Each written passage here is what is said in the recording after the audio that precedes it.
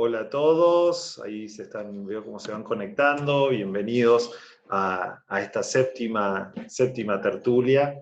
Les pedimos a todos que mantengan la cámara apagada y el silencio de la computadora, así no hay eco y podemos escucharlos. Bueno, estoy muy contento con la entrevista de hoy. Hoy nos está acompañando Néstor López, él es coordinador del área de investigación y desarrollo de la oficina de IP UNESCO para América Latina. Bueno, muchísimas gracias, Néstor, por acompañarnos.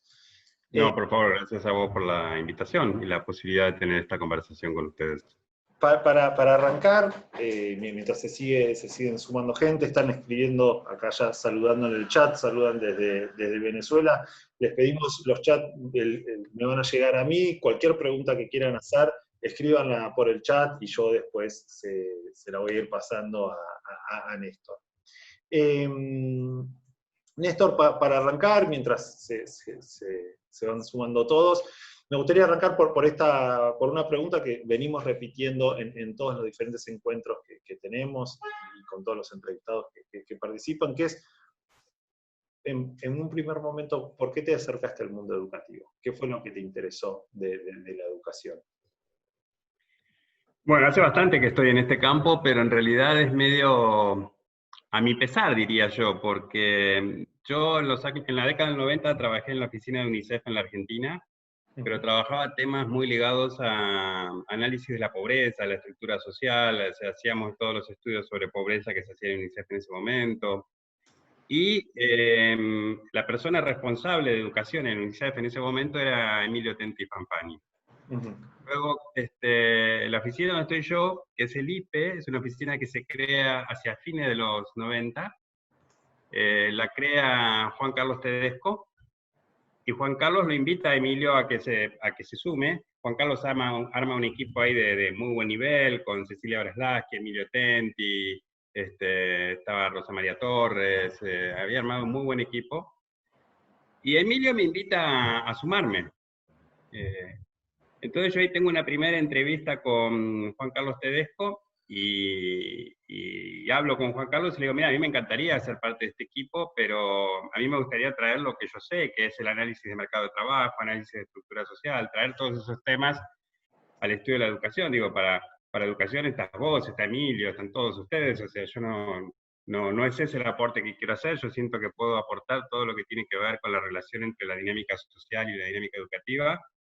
Y un poco ese fue como mi perfil de entrada. Y bueno, fui bienvenido y empecé a trabajar con Juan Carlos y con Emilio ahí todo el tiempo. Y yo me resistía a convertirme en un experto en educación. O sea, yo quería mantener esa identidad que creo que la sigo manteniendo. O sea, la aproximación que yo hago siempre al tema educativo es en relación con los procesos económicos, sociales, culturales ahora. Y no la educación en sí mismo. No soy alguien que se haya metido en el análisis de las cuestiones dentro de la escuela, las didácticas, la pedagogía. Yo vengo de la sociología. Y bueno, y así fue como me acerqué. La verdad que para mí fue un lujo trabajar con Juan Carlos hasta que él se jubiló. Yo empecé en el año 2000 en el IPE, y Juan Carlos se fue en el 2006, creo.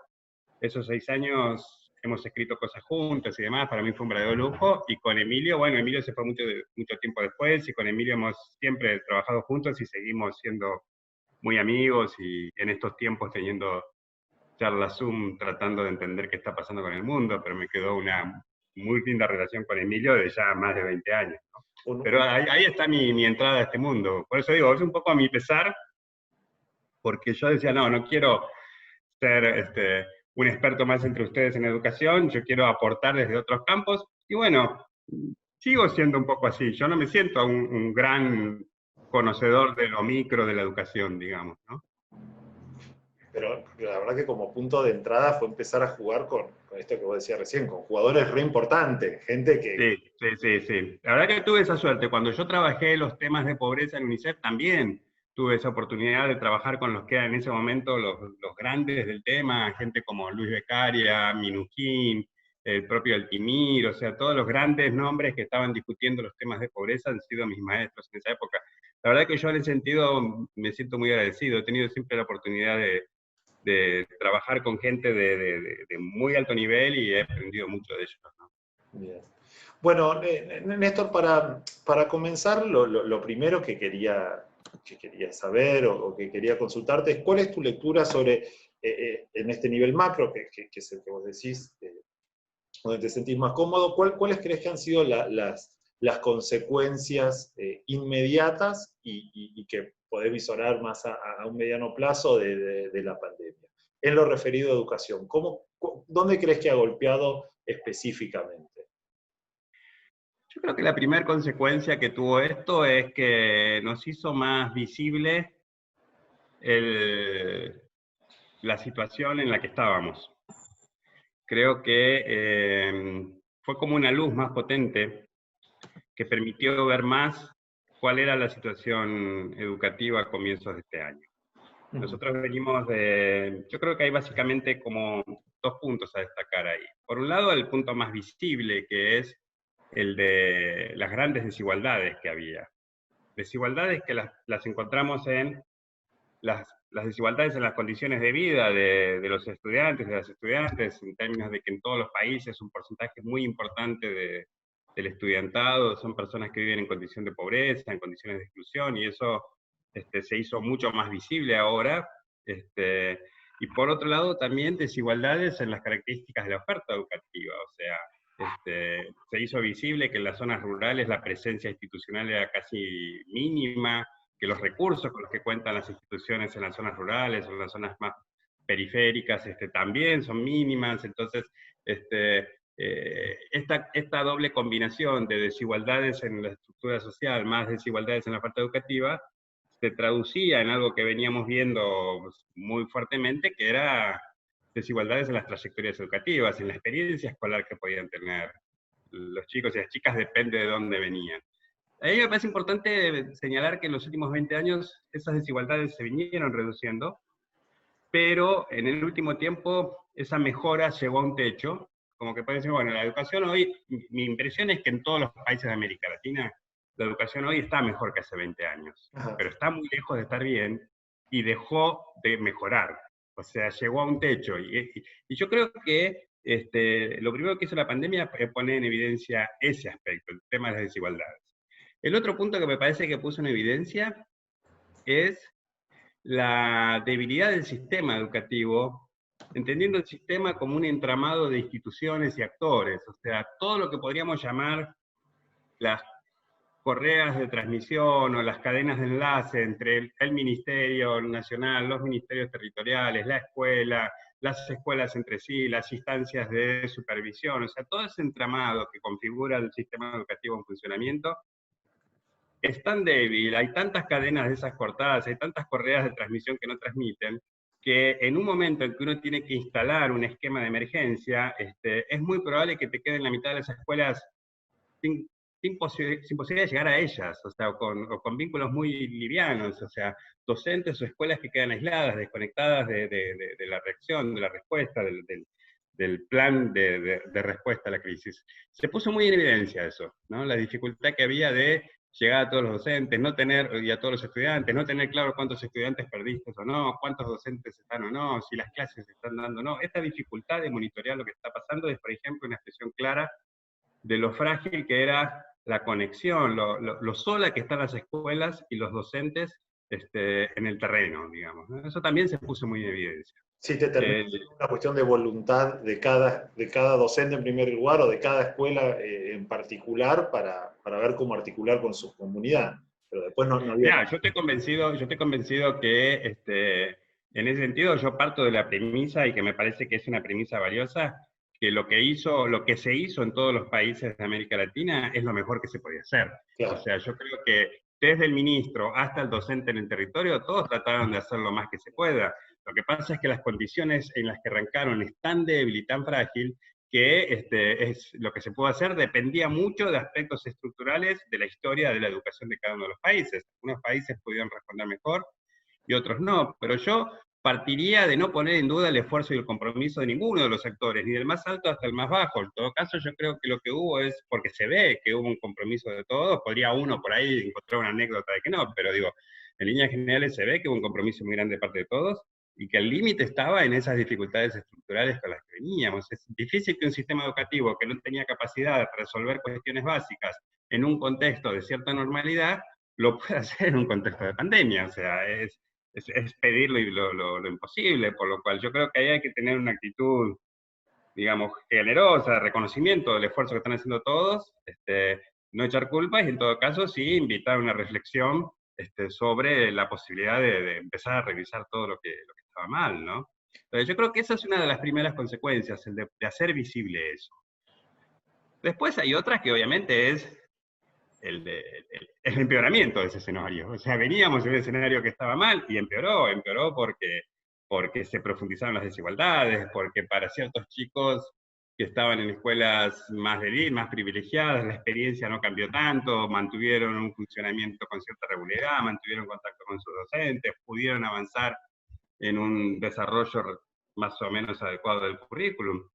Pero hay otros chicos que tienen contacto con el docente una vez por mes, y es un contacto por WhatsApp, por ejemplo. Y lo que sí se estima es que una parte importante de adolescentes que ya tenían antes de la pandemia una relación frágil con el sistema educativo, si además pierden vínculo con la escuela, con los docentes, o tienen un vínculo demasiado esporádico, y se suma a eso, que seguramente por el efecto económico que tuvo la crisis, sobre todo en las familias más informales, una fuerte caída de ingresos, por lo cual estos adolescentes tal vez tuvieron que salir a trabajar, es muy probable que se hayan perdido. O sea, sobre todo a nivel de adolescentes se espera una pérdida muy grande de matrícula en los sectores sobre todo más bajos, sociales más postergados, y eso va a ser muy difícil recuperarlo, ¿no? Claro. Y no va a ser en un año que se pueda volver a donde estábamos antes. Va a Digamos. ser muy difícil. Yo creo que ahí vamos a depender mucho de estrategias que ya se venían desarrollando, que era estrategias de reinserción, de segunda oportunidad, una serie de iniciativas que ya estaban empezando a funcionar un poco mejor en la región. Yo creo que se constituyen en claves. Estrategias que además han sido en gran medida la red de contención de muchos, ¿no? Porque cuando son estrategias que uno entiende que son de baja calidad, que hay mucho para mejorarlas, que hay mucho por hacer ahí, pero que yo siento que son semillas importantes de puertas de salida que se vienen y que han estado en el territorio, que han tenido, son estrategias muy pensadas en el contexto, muy pensadas en función de las características de los estudiantes que están en el límite o que se están cayendo o que se cayeron del sistema. Me parece que esas estrategias tuvieron un rol muy importante en este tiempo y lo van a tener para revertir esta situación de la que estamos hablando. Yo creo que hay que apostar mucho a ellas, hay que tratar de que sean, de mejorarlas en calidad, dotarlas de recursos, pero creo que hay que aprender mucho de ellas porque han sido importantes en este tiempo.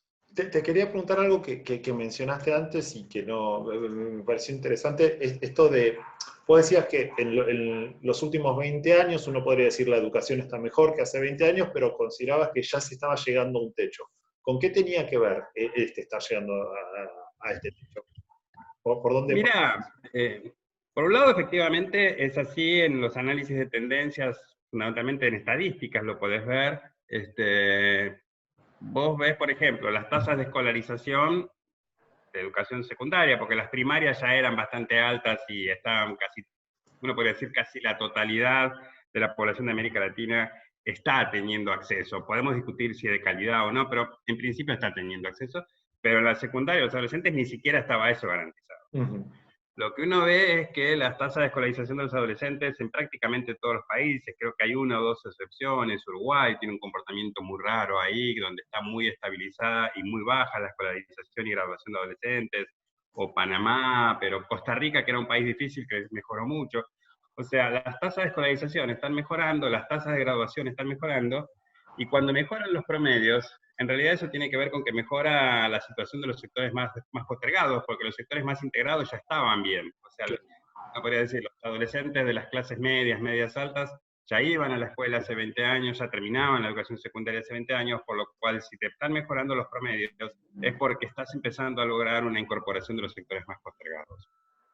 Ahora, al mismo tiempo, lo que vemos es que ese proceso de expansión está muy lejos de llegar a un valor aceptable, todavía hay tremendas desigualdades, todavía hay muchos procesos de desescolarización y demás, y se está frenando. La hipótesis que nosotros tenemos respecto a por qué se está frenando, creo que tiene que ver con que estamos llegando a lo máximo que se puede llegar con el modelo de políticas educativas que estamos teniendo en este momento. Yo creo que estamos teniendo un formato de política educativa, un formato de dinámica muy estructurado en un modelo muy tradicional, muy basado en un tipo de, muy basado en suponer un tipo de estudiantes de determinadas características, y que deja fuera a los sectores más pobres, deja fuera a las comunidades indígenas. Tenemos una tradición educativa muy insensible a los temas de diversidad, por lo cual tenemos una escuela muy, muy discriminatoria. Tenemos una tradición educativa insensible a las necesidades de los sectores más pobres. Entonces, a mí me parece que en la medida en que no se empiece a trabajar más en incorporar el desafío de cómo garantizar la educación en contextos de mucha desigualdad y cómo garantizar la educación en contextos de mucha diversidad, en la medida en que eso no entre en el centro de la agenda, estamos teniendo una propuesta educativa con un fuerte componente de selección, de segmentación, de discriminación, y me da la impresión que no podremos llegar mucho más lejos que lo que se está haciendo hoy si no se revisan esos aspectos estructurales de la política. Vos, viendo entrevistas tuyas y charlas tuyas, trabajaste sobre leyes nacionales de educación de diferentes estados. ¿Vos Sí. sentís que, referido a este punto que traías recién, hay estados que han avanzado en ese sentido, que uno podría decir claramente acá hay una diferencia que otros, es más general de toda América? No, a ver, lo que yo creo es, bueno, ese sería otro síntoma, por ejemplo, de la mejora, que tiene que ver cómo se fueron redefiniendo los marcos normativos, los marcos curriculares. Hubo en América Latina un debate, y hay un debate muy interesante en ese sentido, un debate que creo que es regional, de toda la comunidad educativa, tanto desde los ministerios como la sociedad civil, los estudiantes, los docentes, que, que han tenido peso a la hora de definir los marcos normativos y los marcos curriculares. A mí, yo trabajo en una institución de la UNESCO que tiene sede para América Latina, pero nosotros trabajamos muy en diálogo con la sede principal del instituto nuestro, que está en París. Y eso nos permite, de alguna manera, captar cuáles son las particularidades de América Latina cuando la comparamos con lo que ven los colegas que están trabajando en África, en Asia, en otras áreas, en otras regiones. Y la verdad que América Latina es la única región donde la cuestión de la educación como un derecho humano fundamental tuvo centralidad. Se la tomó en serio, digamos. La mayoría de las reformas, los marcos normativos, las reformas en las leyes de educación que se han dado en los últimos 15 años, han avanzado mucho en definir que la educación es un derecho humano fundamental, en definir que el Estado es el garante de esa educación. De la mano de eso viene la obligación del Estado de garantizar la universidad, una oferta pública y gratuita, la plena vigencia del principio de no discriminación. Hay un montón de elementos que están presentes en los marcos normativos de América Latina que uno no ve en otras regiones. Y si bien hay leyes, creo que una de las más antiguas es de Costa Rica, que es de los años 50, aunque van teniendo adecuaciones y actualizaciones, hay leyes de muy diferentes décadas. Las que surgieron en los últimos 15 años realmente son leyes muy importantes que han dado un avance muy sustantivo en ese sentido. Luego siempre aparece la discusión de para qué sirven las leyes si la realidad es otra. Claro.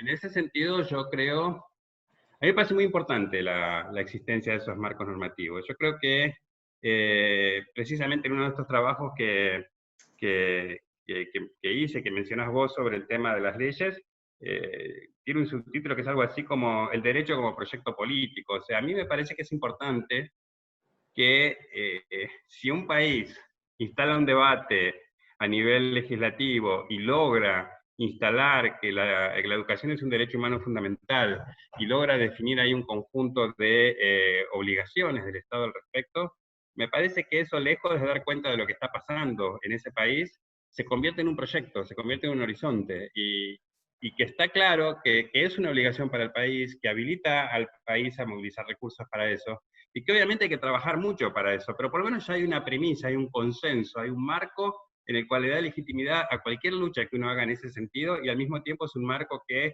hasta puede definir como inconstitucional o ilegal acciones que vayan en contra de eso. Entonces me parece que es una herramienta muy importante, por sí sola no tiene ninguna capacidad de hacer nada, pero creo que si se la toma como un elemento fundamental de la política, el poder performativo de las leyes, yo soy muy optimista, muy creyente del poder performativo de las leyes, ¿no? Para mí es una herramienta fundamental. Y sí, porque hace que el tema exista. O sea, en el momento en que lo nombro, lo pongo en agenda y hago que, ok, aunque sea viendo la falta, pero veo hacia, como vos decías recién, hacia dónde tengo que ir.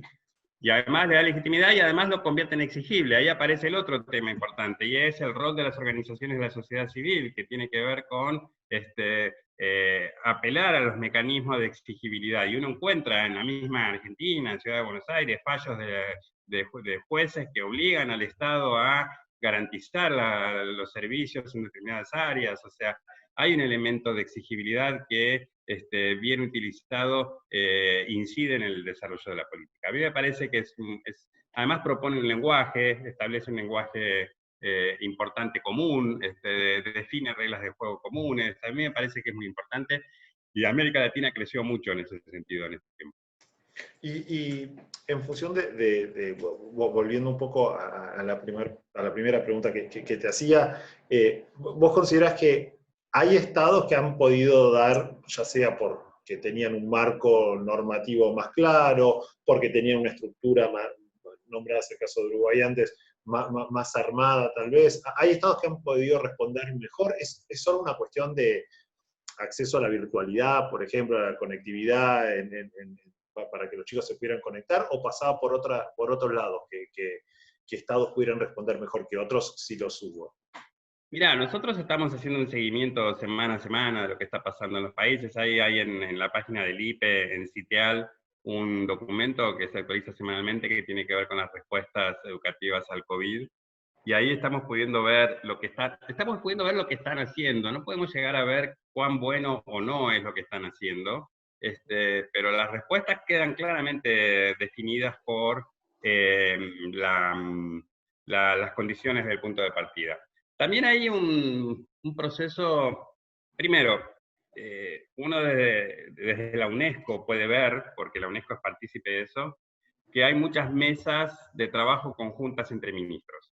O sea, hay un trabajo regional en ese sentido. La UNESCO lo promueve, en el cual uno ve, y yo he participado en algunas de esas reuniones, donde uno ve a 6, 7 ministros de educación de la región pensando juntos cómo hacer, construyendo agendas de articulación y demás. O sea, no es que cada país está trabajando solo, me parece que a la hora de discutir ideas, de discutir salidas, protocolos y demás, hay un espacio de encuentro entre equipos técnicos de los gobiernos de los países. Y lo que uno va viendo es cómo se fue configurando la agenda. Piensen que todos nosotros cuando empezó el aislamiento pensábamos que eran 15 días, 20 días, o sea, entonces las primeras respuestas fueron pensadas para 15, 20 días, después todo el mundo daba por hecho que después de junio volvíamos a la escuela, entonces en todo caso era una especie de, bueno, esperemos hasta junio y después nos queda medio año, sobre todo la mitad sur, digamos que las clases terminan en diciembre, nos queda medio año como para ponernos al día y vemos qué hacemos, y ahora nos estamos dando cuenta Se dan que ni las siquiera eso. vacaciones, esas eran las conversaciones, como, ¿tenemos vacaciones de invierno o no para recuperar los días? Como ese Claro, se va reconfigurando el escenario y eso hace que la agenda se vaya actualizando y complejizando semana a semana. Cuando vamos tomando conciencia, digo, ¿cuál es el tema central hoy? El tema central hoy es si se va a poder o no evaluar y acreditar los saberes que pudo haberse desplegado en este contexto, y sobre todo para quienes están terminando un ciclo, sea el primario o el secundario, que necesitan la acreditación para poder pasar al siguiente. Ese es el tema que en este momento me parece que es el más importante. De la mano de eso, el otro tema que es muy importante es el de las adecuaciones curriculares, o sea, definir, bueno, no podemos dar todo. ¿Qué damos? Y no solo qué damos, sino cómo articulamos de las múltiples disciplinas o materias alrededor de núcleos problemáticos específicos. Hay un trabajo de adecuación curricular fuerte. Y la verdad que no te podría decir, el ejemplo de Uruguay es el ejemplo que todos ponen, porque es el país que tenía más desarrollado a partir del Plan Ceibal, una base tecnológica y una red importante. De todos modos, en estos días yo hablaba en una entrevista que va a ser publicada en estos días en el IPE, con una funcionaria del gobierno de Uruguay, y ella decía, sí, pero tampoco es tan así, hay también problemas de conectividad y demás, o sea, tal vez seguramente es el mejor de los países de América Latina, pero aún en términos de conectividad y de distribución de una base de tecnología desde el sistema educativo, o para el sistema educativo, pero aún así ellos también han tenido sus problemas, ¿no? Entonces es difícil. Hay un caso atípico que es Nicaragua, que decidió no cerrar las escuelas. Inicialmente dejó las escuelas abiertas y después nosotros en contacto con la gente de Nicaragua supimos que la asistencia era muy baja. Había escuelas que iban nada más que el 10% de los chicos, por lo cual luego sí tuvo que salir a generar un esquema alternativo a través de televisión y demás. O sea, el plan inicial de mantener una normalidad tradicional en el funcionamiento no lo pudieron sostener y se vieron la necesidad de generar esquemas alternativos, por lo cual todos los países están trabajando más o menos lo mismo, con mayor o menor profundidad. Hablabas antes de cómo los docentes tuvimos que ponernos a decir, ok, bueno, ¿qué es lo que doy? ¿Cómo lo doy? ¿Qué priorizo? ¿Qué no priorizo? En función de esta realidad que tengo. Hubo como... La primera pregunta sería si vos sentís que esta situación puso el tema educativo en agenda o no, o ha sido más una respuesta a no sé qué hacer con los chicos, necesito que vuelvan a abrir las escuelas, o volvió a poner, o puso por primera vez el tema educativo de, bueno, ¿qué es lo que estamos dando? ¿Cómo lo estamos dando? Y en segundo término, si pensás que se resignificó de alguna manera el rol de docente con todo esto, o no, o es algo que sucede junto a un montón de otras cosas que están pasando. Empiezo por la última, yo creo que es la oportunidad para resignificarlo, veamos qué pasa después, o sea, yo creo que sí se puso en evidencia la centralidad que tiene el docente y la centralidad que tiene un docente con recursos y con capacidad de afrontar contextos de crisis. Me parece que, y no es reprochable porque nos agarró de sorpresa a todo el mundo, los docentes no estaban preparados, nadie estaba preparado para enfrentar un escenario como creo que a partir de ahora empezará a aparecer en los programas de formación, en todo, no solamente en la formación docente.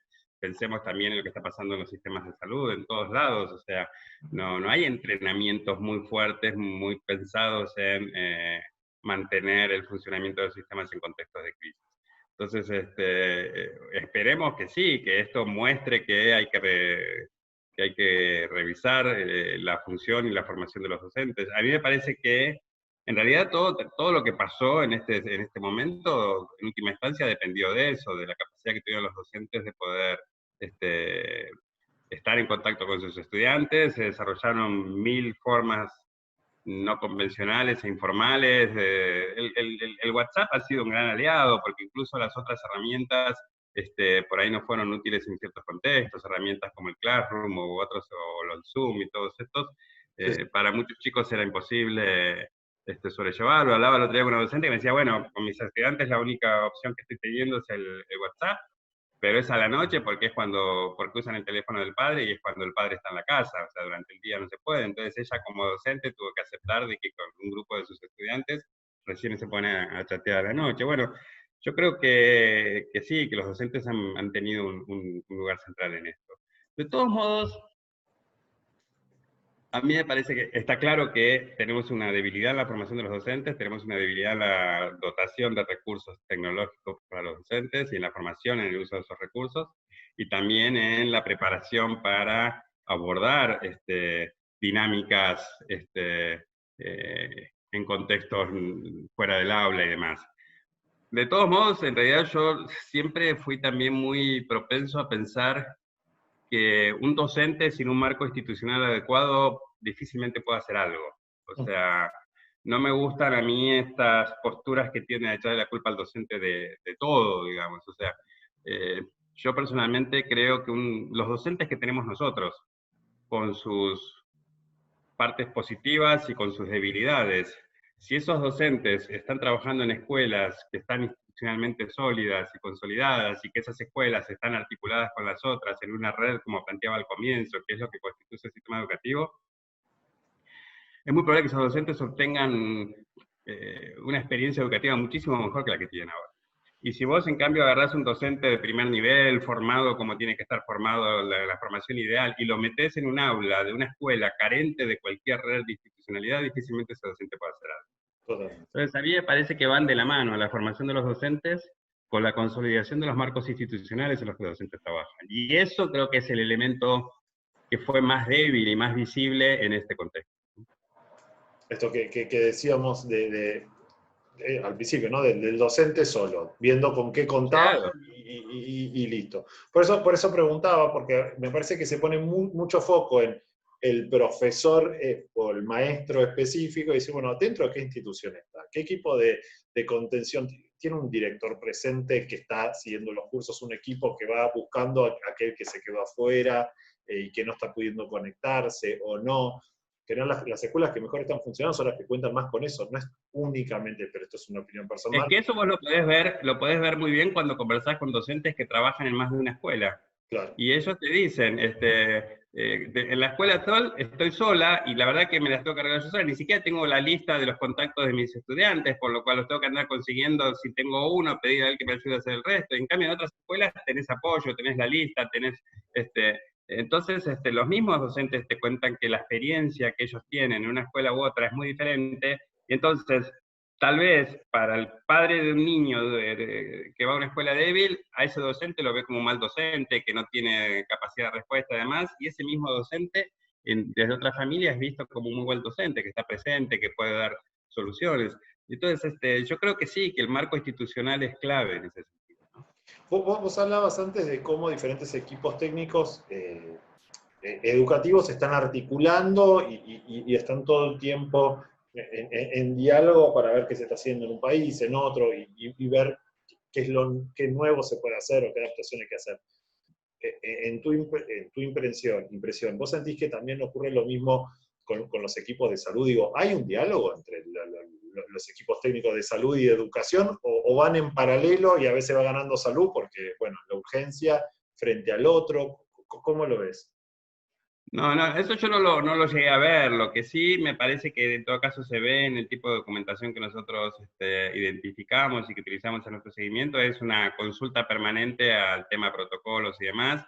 Y esto que uno ve en la Argentina me parece que pasa en todos lados y es la última palabra respecto a las decisiones que toman. Son definiciones de índole epidemiológico que las terminan tomando los sectores de salud. Y en ese sentido creo que hay un respeto a la definición de que estamos en un problema fundamentalmente de índole epidemiológico y que entonces que se abra o no la escuela en última instancia es un permiso que te dan desde salud. Eso sí se aprecia. Después no sé, no puedo llegar a apreciar cuán cercano trabajan en la construcción, en la búsqueda de soluciones, sobre todo a nivel territorial, ¿no? Volviendo a un tema que habías traído antes y me quedó sonando la pregunta, ¿cuál es tu postura respecto a la acreditación del año? ¿Crees que se puede lograr o no? Digamos, es un dilema que yo personalmente voy pasando de un lado al otro, no sé muy bien dónde posicionarme. ¿Vos cómo lo ves el tema? Bueno, ahí me metes en estos temas que yo te decía al comienzo, a los que yo no me siento tan cercano. Pero lo que percibo es a ver, lo que yo creo, digo, te puedo decir en todo caso lo que se está discutiendo. Para un chico que no está terminando el nivel este año, lo que se está haciendo es una redistribución curricular en los próximos años. O sea, uno podría decir, bueno, redistribuyamos todo el conjunto de aprendizajes en los 5 años. Cuanto más al comienzo está el chico del ciclo, más fácil es. Hagamos una redistribución y en ese sentido vamos a poder ir poniéndonos al día. Tenemos 2 años, 3 años para ponernos al día. A mí me parece que ese tipo de soluciones es a la que están tendiendo muchos países y que suena razonable. A eso me refería yo antes en adecuaciones curriculares, que bueno, y si se tiene que perder algo, qué es lo que se pierde, qué es lo que se puede pasar para otro momento, etcétera. Me parece que ahí aparece también una invitación a un tipo de flexibilidad que a lo mejor es el tipo de cosas que uno desearía que se queden para que lleguen para quedarse. La situación más difícil es para los que están terminando el ciclo. Ahí lo que se está previendo es, en algunos casos, algo así como una especie bueno, el próximo nivel lo tiene que admitir Claro. con un año de margen para que tenga la acreditación, o sea, que le quedará un año para ponerse al día, pero que no pierda la posibilidad de empezar el próximo ciclo. Eso es una decisión que se ha tomado ya en algunos países. Pongamos, un chico que está terminando 5 años puede empezar la universidad y tiene un año y medio para presentar el título de secundario. Entonces, ahí habrá una especie de tratemos de que no pierda el tiempo y que pueda recuperarse. Pero ahí depende mucho de las institucionalidades de cada uno de los países. Claro. Este, mm, A ver, a mí me parece que habría que ser flexibles en esto, me parece que hay que aceptar cierta pérdida de algunos aspectos del currículum, me parece que no podemos ser me parece que nosotros tenemos currículos muy ambiciosos y que me parece que se tienen que respetar, pero que es posible darlos en condiciones ideales. De hecho, esos currículos tampoco se daban plenamente en contextos prepandemia. Y por otro lado, me parece que uno tiene que tratar de poner más en palabras.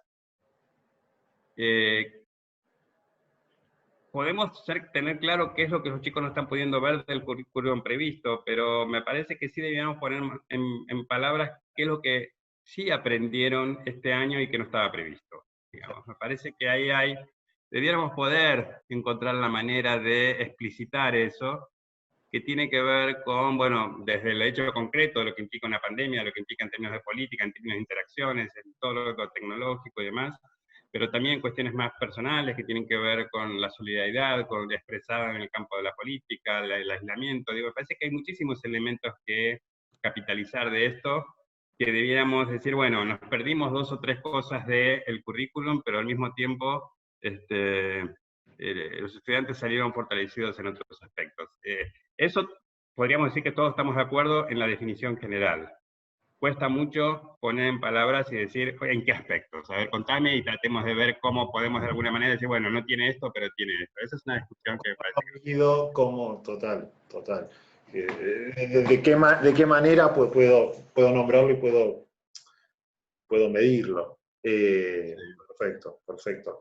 Quería consultarte, vos traías al principio, decías, bueno, la pandemia ha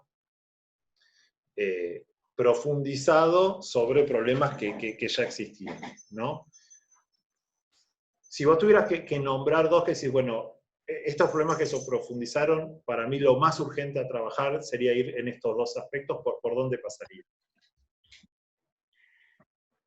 No, bueno, me parece que el primer punto es esto, tratar de que no se nos caiga nadie del sistema. O sea, esto que yo te decía, hay hipótesis y en algunos casos ya hay estimaciones en algunos países de cientos de miles de chicos que los vas a perder del sistema. Me parece que ahí hay una prioridad fundamental. Que por lo menos que terminemos el año o empecemos el año que viene sin haber perdido estudiantes. Me parece que ese es el primer punto. O sea, hay un tema de a todo o nada, digamos, no puede ser que alguien quede en nada. El primer punto es ese, me parece. Y luego, la agenda es la que teníamos, o sea, es reducción de desigualdades, o sea, la agenda termina siendo la que teníamos y me parece que esto la agudiza, pero para mí, en todo caso, el tema fundamental es no perder estudiantes y, por otro lado, resolver esto que te decía de las acreditaciones y sobre todo la terminalidad del ciclo. Me parece que esas son como las cosas más urgentes que instaló, digamos, las más coyunturales, ¿no?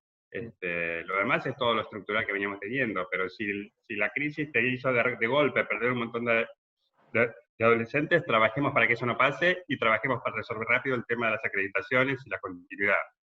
Para mí son como dos temas prioritarios para tratar de no alejarnos tanto de la normalidad, digamos, ¿no? Total, porque aparte me quedaba pensando en esto que decías recién, ¿no? Cuando uno se pone en primer lugar, que el currículum no se daba completo. O sea, en la Sí, mayoría de... lo que no es bueno. Pero digo, como hecho observable, no, la mayoría de los profesores no dan todo el currículum. Y cuando tienen que buscar los núcleos de aprendizaje prioritario, los temas más importantes, cada país lo nombrará de una manera diferente, lo podían hacer. Entonces cabe la pregunta de, bueno, ¿y todos estos otros contenidos que yo mismo considero que no son tan importantes, que después en el año no los daba tanto, porque priorizar, ¿por qué los sigo poniendo y no voy profundizando por otros lados, ¿no? Pienso en términos de esto que vos nombrabas recién. Los chicos aprendieron un montón de cosas en esta circunstancia y que son importantes. ¿Cómo hago para que puedan aprender de todo esto sin tener que atravesar por una pandemia? Digo, si para mí, vos nombrabas, la solidaridad es una competencia, un valor que es fundamental y que es importante que se enseñe. Pues tengo que esperar a una pandemia para hacer foco en eso. ¿Cómo hago foco de otra manera? Me parece que ahí hay un ejercicio del docente y de la institución y de los estados a repensar. Sí, la verdad es un tema complejo porque a mí en lo particular me parecen interesantes, currículos que tienen. Digo, muchas veces dicen, ¿para qué aprendo esto si no me sirve de nada? ¿Para qué me interesa saber la historia de los inicios? Digo, bueno, a mí me parece que todos esos elementos son importantes, que hacen a la cultura general, es entender la sociedad, el mundo en el que vivimos, etcétera, por lo cual a mí me cuesta cada ítem del currículum que está en riesgo de caerse, digamos, cuando me meto en esas discusiones. Entiendo que sí, que seguramente debe haber algunos que son más centrales que otros, pero a mí me parece que lo que sí, que ahí hay un punto que hay que tomarlo con demasiado cuidado. Sí creo que es importante el tema de articular los contenidos de una manera más transversal a las materias, las disciplinas. Y eso hablaba con alguien del Ministerio de Educación de Argentina que me decía que bueno, que este ejercicio de diseñar los materiales, los cuadernos, y todo, llevó a mesas de trabajo donde Claro. se juntaba gente de distintas disciplinas y decía que sería un ejercicio que 2 años atrás hubiera uno propuesto eso y hubiera tenido tremendas resistencias a que ocurriera, ¿no? Y que en este momento se dio. Entonces, a mí me parece que sí se abre una puerta muy importante para... de hecho, era una entrevista que yo estaba haciendo y la pregunta que yo hacía era qué de lo que llegó sería bueno que se quede y me ponía ese ejemplo. O sea, acá se genera una dinámica nueva que ojalá la podamos sostener por siempre, ¿no? Total, total. Yo pensaba en esto, digo, no favoreciendo el recorte por el recorte. Me acuerdo, vos lo nombrabas antes a Tenti Fanfani. Recuerdo haber escuchado de él como, ¿qué es lo que le pedimos a la escuela? A veces le pedimos a la escuela que enseñe todo, que abarque todo, y es imposible, o sea, siempre va a estar en un lugar de falta la escuela, y no está bueno ponerla en ese lugar. Lo pensaba Sí, más. de todos modos, vos fíjate que la mayoría de los países tienen en este momento 14, por lo menos 13 de los países de América Latina tienen justamente como 14 años de escolarización obligatoria. O sea, vos tenés Espacio. 14 años de la vida de un chico preparado para que vaya a la escuela. Después, obviamente, tenés que dar condiciones económicas y sociales para que eso se materialice. Ese lujo se lo pueden dar solo un sector de la sociedad, no se lo pueden dar todos. Entonces, el problema serio de por qué no se da el currículo me parece que más por ese tipo de factores de índole social y demás, que decís, bueno, para que un chico pueda apropiarse de ese currículum tan intensivo y tan multitemático e integral, tiene que poder estar desde los 3 años hasta los 17 en una práctica sustentada, diaria, que implica ir a la escuela, que implica estudiar, que implica una dedicación casi exclusiva, y eso es un lujo de una élite, ¿no? Entonces, en gran medida, el problema, a mi juicio, no es, seguramente, y por eso yo no soy alguien experto en currículum, seguramente los hay, pero a mí me parece que por lo menos el aporte que yo puedo hacer es, cualquiera sea la propuesta educativa que se arme, tenemos que asegurarnos que un chico pueda estar desde los 3 años hasta los 17 todos los días en la escuela y tiene que ocuparse de otras cosas, ¿no? Claro, claro.